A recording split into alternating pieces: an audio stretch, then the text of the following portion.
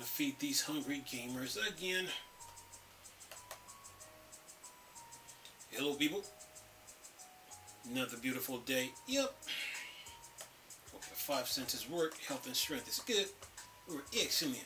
What? What I got for you guys right now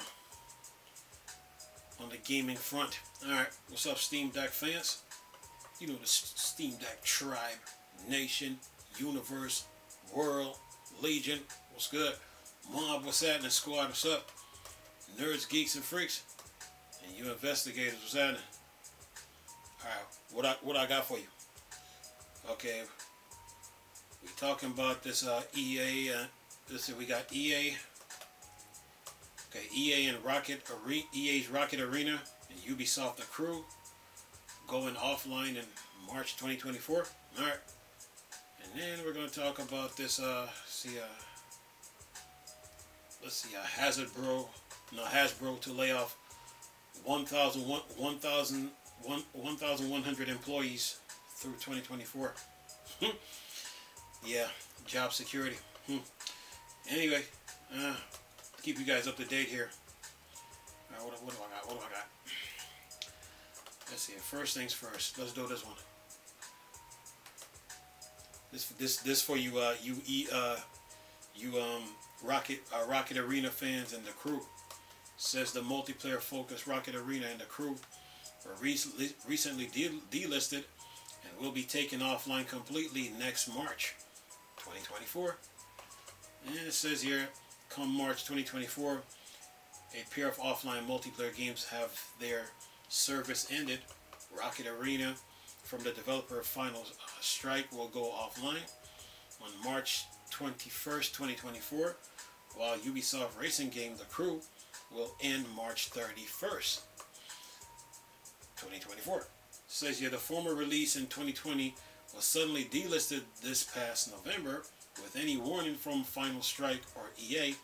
Ahead of its shutdown, players can re-download the game and play it until March 21st.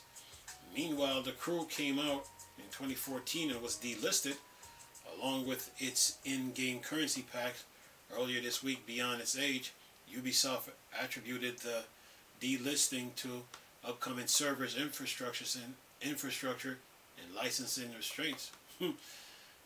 That's the game industry for you folks. Yep. Let's see here. Where are we? It says here, keep going here. And it says, earlier this year, developer Ivory Towers revealed that the franchise hit players 40 million between the first game and its 2018 sequel. The Crew joined fellow Ubisoft titles NCIS and Assassin's Creed being taken offline next year. While Ubisoft said it doesn't take The Crew decommissioning lightly, it's pointed players towards The Crew 2 and recently released The Crew Motorsport. It says here the developers are allowing players who recently bought The Crew to get a refund. An appeal process is here. I will leave that link in the description box, and it says it also provided a brief retrospective on the first game and how it laid out the path for sequels. But you know what?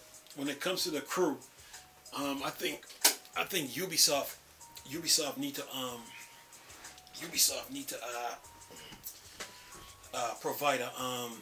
provide offline play for that game. If they're gonna take the servers offline, if they're gonna shut them down, then they need to provide offline play for those games. Just saying. Anyway, all right. Now, what's the other one? If I can get this here. Hasbro to lay off 1,100 employees through 2024. Longtime employee for Dungeon and Dragon and Magic, The Gathering have been hit hard by Hasbro's new strings of layoffs to close out the year. It says here,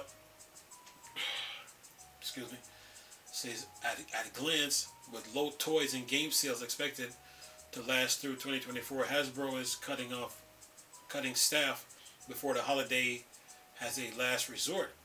Early in the week, Dungeons and Dragon owner Hasbro laid off 1,100 employees, or 20% employees. These reductions, which were expected, to last 18 to 24 months affected teams for both the popular TTRPG and the equally popular card game Magic the Gathering. These cuts follow on from the 800 layoff back in January, and as a result, the game industry has now surpassed 10,000 layoffs for the entirety of 2023. Per Wall Street Journal, the cuts were attributed to weaker than expected sales for games and toys that are continuing into the holidays. The slump came after historic hike thanks to pandemic, which proved to be a boom for D&D in particular. And then it says, with low sales expected, keep forgetting to loop this. It's a part of the industry. Says here, oops, keep going here. Says here, with low sales expected to continue next year, Hasbro cutting position was last resort option, explained CEO Chris Cox. He further stressed the 1,100 cuts are a way to keep Hasbro healthy in the long term. While we're confident in the future of Hasbro, he continued, the current environment demands that we do more. I know this news is especially difficult during the holiday season. And anything else to cut?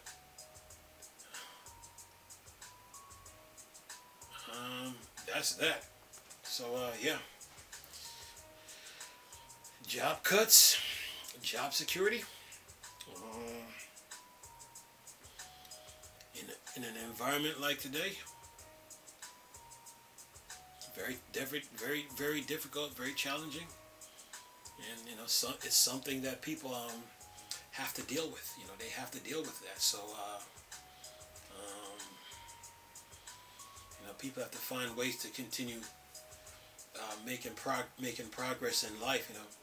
When something bad happens. So yeah, it's a part of life, and it's a part of the world that we live in. So yeah. Life goes on. I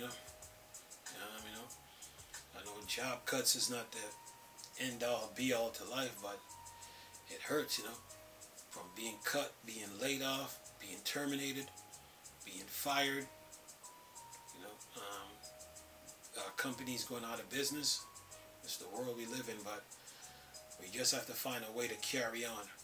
Now, with EA and Ubisoft now, they're going to have to find a way to, the games that they take offline, the games that they take, the games that servers are being shut down, they need to have the game to be played offline. They got to keep that game alive. I think developers need to look into that. If you're going to take a game offline, let's say you're going to take let's say they take a game that had a nice server base, and they're about to take it offline.